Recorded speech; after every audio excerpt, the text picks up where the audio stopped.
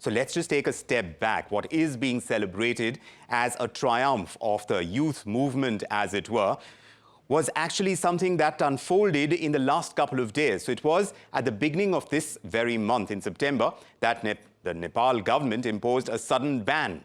This ban was on some of the country's most widely used social media platforms, which included Facebook, Instagram, WhatsApp, YouTube, Snapchat, X, all of them. And the government was citing their failure to comply with new regulatory rules. Now, rights groups and young people alike, they viewed this as blatant censorship, not a public safety enforcement. So for Gen Z Nepalese, especially students, especially young adults, this ban acted as a spark in a tinderbox of frustration. There is soaring youth unemployment. It's around 20 to 22%. There has been rampant corruption that my colleague just alluded to, glaring inequality, decades of political stagnation. But here's how all of this unfolded. On the 8th of September, just a couple of days ago, we saw massive protests erupting in Kathmandu. Tens of thousands of people gathered, particularly near Parliament.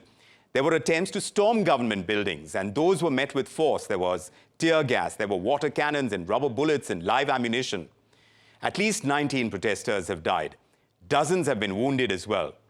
The government, of course, backtracked almost immediately after this. They lifted that social media ban, but it was too little too late. The unrest had already taken a life of its own.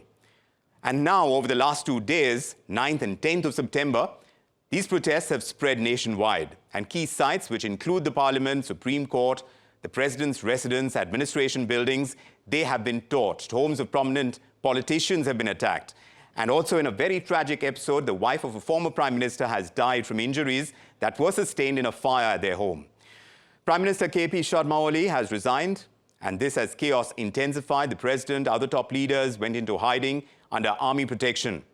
And now, while Prime Minister Oli's resignation marked a rare victory for protesters, there is this political vacuum, this uncertainty that persists.